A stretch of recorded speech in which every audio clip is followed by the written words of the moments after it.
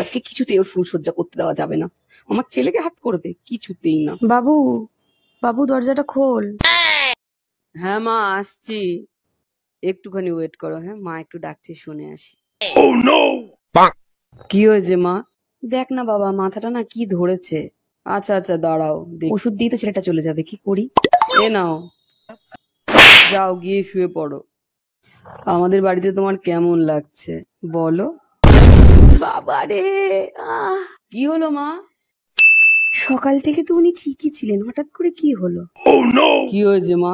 পেটটা খুব ব্যথা করছে বাবা। আরে উল্টো পাল্টা খেয়েছো তাই, একটু নুন চিনির জল করে খেয়ে নিয়ে শুয়ে পড়ো, ঠিক হয়ে যাবে। এবার বলো, আর কেউ আসবে না। দরজা খোল বাবা, দরজাটা খোল। তোর ব্যাং নিকুচি করেছে তোমার ফুলসজ্জা, তোমার ফুলসজ্জা তুমি একাই করো।